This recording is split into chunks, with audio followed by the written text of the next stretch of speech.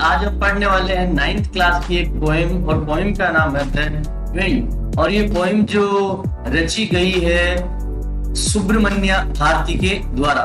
तो चलो करते हैं आज के वीडियो की शुरुआत में कवि के द्वारा लिखा गया है, wind come softly don't break the shutters of the window.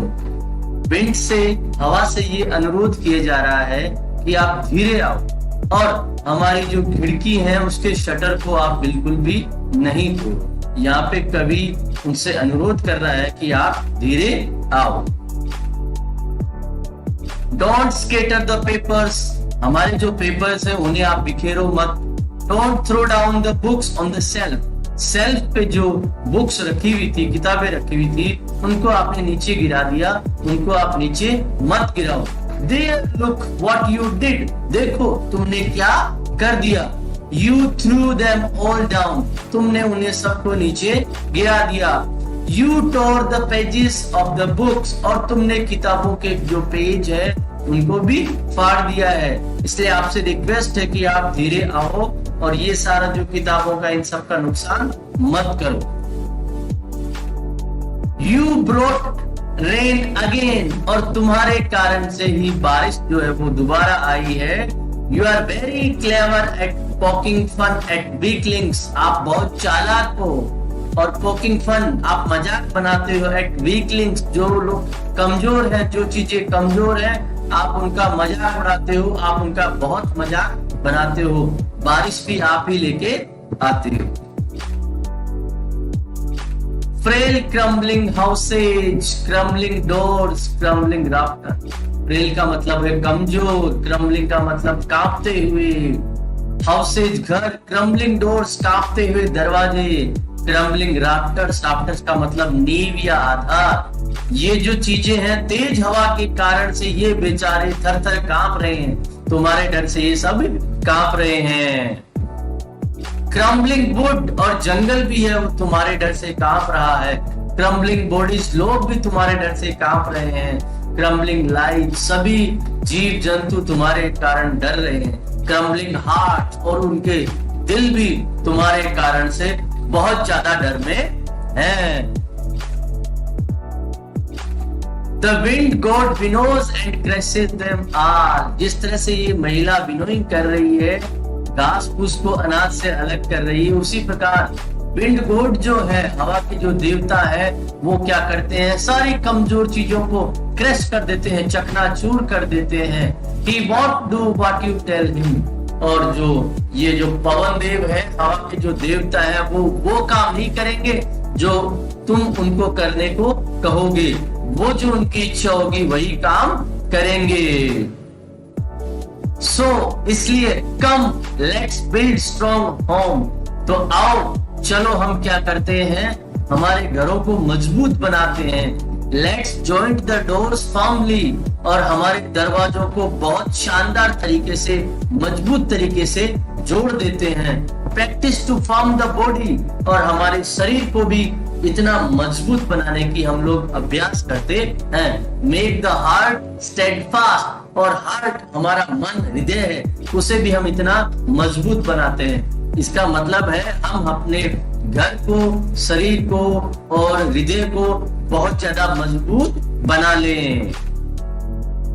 Do this, ऐसा करो, and the wind will be friends with us, तो विंड क्या होगी, हमारी दोस्त बन जाएगी। The wind blows out weak fires, जो कमजोर आग होती है उसको विंड क्या करती है, बुझा देती है। तो हमें क्या करना होगा, मजबूत बनना होगा। He makes strong fires roar and flourish, वो क्या करती है, तेज जो आग होती है उसे क्या करती है, दहाड़ने पे मजबूर कर देती है, एंड फ्लोरिश, उसको बढ़ाती है। तो हमें भी तेज और बहादुर और मजबूत बनना होगा ताकि विंड हमें सहायता दे, हमारा नुकसान नहीं पहुंचाए। His friendship is good, wind की जो दोस्ती है ये बहुत ही अच्छी है। We praise him every day, हम रोज उसकी प्रशंसा करते हैं। तो इस कविता में कवि कहना चाहता है कि हमें क्या करना है, हवा से दोस्ती करनी है, और हवा से दोस्ती करने के लिए अपने आप को, अपने मन को, अपने हृदय को, अपने शरीर को, अपने घर को, दीवारों को और जॉइंट्स को मजबूत बनाना होगा। और अगर हमने ये सब काम कर लिए तो विंड हमारी दोस्त बन जाएगी और हम आराम से अपना जीवन यापन कर सकेंगे। दोस्तों, ये कविता हमें संदेश देती है कि हमें जीवन में मजबूत बनना होगा। अगर हम मजबूत बनेंगे तो सभी हमारा सहयोग अवश्य ही करेंगे। अब हम डिस्कस करेंगे इस पोएम के पोएटिक डिवाइसेस। अगर इस पोएम की बात करें तो मुख्यतः इस पोएम के अंदर 3 पोएटिक डिवाइसेस का यूज किया गया है। वो है पर्सोनिफिकेशन, मेटाफर और एनाफोरा। अगर पूरी पोएम में आप देखें तो शुरुआत से आप देख सकते हैं विंड कम सॉफ्टली, विंड को पर्सोनिफाई किया गया है और पूरी पोएम शुरू से लेकर एंड तक बार बार इसको एक पर्सन के रूप में ट्रीट किया गया है। थोड़ा सा आगे जब हम लोग बढ़ेंगे तो हम लोग देखेंगे सेकेंड लाइन, थर्ड लाइन और फोर्थ लाइन के अंदर डोंट डोंट डोंट को बार बार रिपीट किया गया है। तो ये जो है हमारा, ये हो गया है एनाफोरा। एनाफोरा में हम लोग किसी पर्टिकुलर वर्ड को बार बार रिपीट करते हैं। इस स्टेंजा के अंदर भी आप देख सकते हैं पर्सोनिफिकेशन का यूज किया गया है, क्योंकि विंड को कहा जा रहा है you through them all down, तुमने सारी बुक्स को गिरा दिया। ये गिराने का, उठाने का काम पर्सन के द्वारा किया जाता है और ये नॉन लिविंग बीइंग के द्वारा नहीं होता है। तो यहाँ पे भी पर्सोनिफिकेशन का यूज किया गया है। फिर से यहाँ पे इस स्टेंजा की अगर मैं बात करूं, यू ब्रॉट रेन अगेन, यहाँ पे भी वही पर्सोनिफिकेशन का यूज किया गया है। और यहाँ पे जो लाइन नंबर 6, 7, 8 है, जहाँ पे यू का बार बार रिपीटेशन किया गया है, तो बार बार रिपीटेशन को, जैसा कि मैं आपको पहले बता चुका हूँ, एनाफोरा हम लोग कहते हैं। अगली लाइन की अगर बात करूं तो यहाँ पे क्रम्बलिंग जो है उसको रिपीट किया गया है।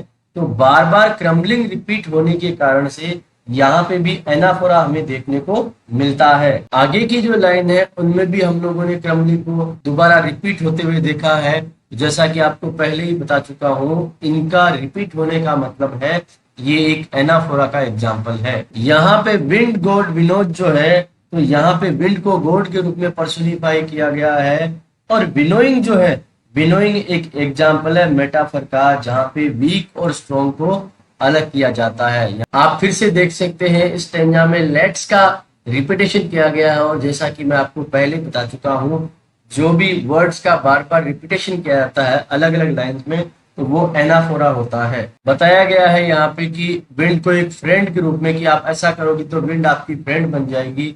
यहाँ फिर से पर्सोनिफिकेशन का यूज हम लोगों को देखने को मिलता है। विंड को एक फ्रेंड के रूप में ट्रीट किया जा रहा है। He make strong fire roar and flourish, यहाँ पे विंड को एक ह्यूमन बीइंग की तरह ट्रीट किया जा रहा है, जो कि किसी को भी रोर और फ्लरिश करने पे मजबूर कर देती है। His friendship is good, we praise him everyday, यहाँ पे विंड को गॉड के रूप में पर्सोनिफाई किया गया है कि हम उसे रोज प्रेज करते हैं। दोस्तों, आप लोगों ने देख लिया है इस पूरी पोएम के अंदर बार बार पर्सोनिफिकेशन, एनाफोरा और एक बार मेटाफर का यूज यहाँ पे किया गया है। दोस्तों, मैं उम्मीद करता हूँ ये वीडियो आपको पसंद आया होगा। इस क्लास के अन्य वीडियोस को देखने के लिए प्लीज हमारे चैनल को सब्सक्राइब करें। Thank you so much.